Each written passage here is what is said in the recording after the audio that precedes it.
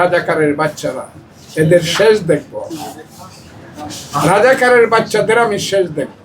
ফজলু কমান্ডারের নেতৃত্বে কালদি কুশিয়ারার যুদ্ধে 170 জন পাক বাহিনী ধরা পড়ছিল এবং 22,000 মণ চাউল গম ধরা পড়ছিল, তাদের সমস্ত রেশন এবং 1200 রাইফেল ধরা পড়ছিল। এবং আমি কিন্তু এটা ট্রাক দিয়ে জমা দিয়েছিলাম কৃষকরা।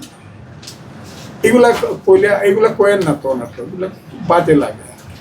আমি ওই যারা এইসব কথা বলে ওই কিশোরগঞ্জে দেখবেন হাজার হাজার, এই কালকেও মিটিং হাজার, ওই যে মুক্তিযোদ্ধা বসে রয়েছে তার বাড়ি কিশোরগঞ্জ, ওর নাম জহির, ও আমার কোম্পানিতে ছিল।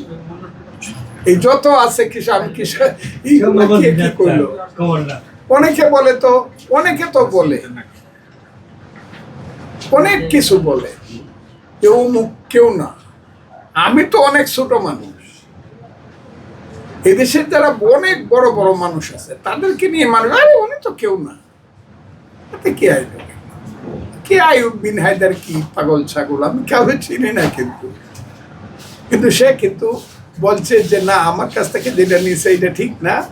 আমি সে কিন্তু আবার মাপ চাইছে যে জিনিসটা, যে আমি এটা কই নাই কোনো, কিন্তু এটা আমার নামে ছাপায় দেওয়া। এগুলো এলো কথা, ওগুলো কোনো জিনিস না। আমি যদি এতই হইতাম যে সারা দেশে মুক্তিযুদ্ধের কথা কই একলা বেড়াইতেছি, একটা লোকে আমাকে চ্যালেঞ্জ করো, খালি আইয়ুব বিন হায়দার, আর কে? আইয়ুব বিন হায়দার, এইগুলা কোনো কথা নাকি?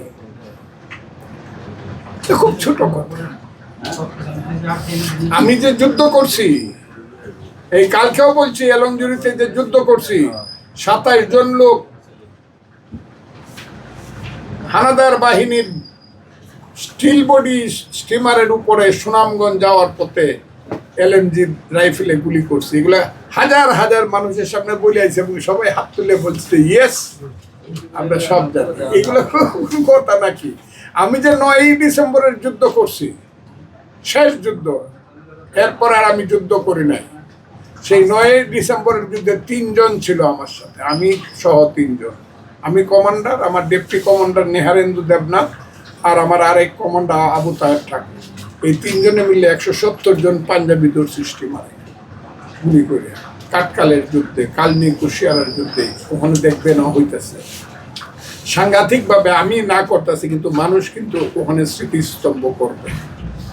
সামান্যভাবেও লিখে রাখবে যে ফজলু কমান্ডারের নেতৃত্বে কালদি কুশিয়ারার যুদ্ধে 170 জন পাক বাহিনী ধরা পড়ছিল এবং 22,000 মণ চাউল গম ধরা পড়ছিল, তাদের সমস্ত রেশন এবং 1200 রাইফেল ধরা পড়ছিল। এবং আমি কিন্তু এটা ট্রাক দিয়ে জমা দিয়েছিলাম কৃষকরা। এগুলা কোয়েন না তো না, তো এগুলো বাজে লাগে। আমি ওই যারা এইসব কথা বলে যে রাজাকারের বাচ্চারা এদের শেষ দেখব, রাজাকারের বাচ্চাদের আমি শেষ দেখব।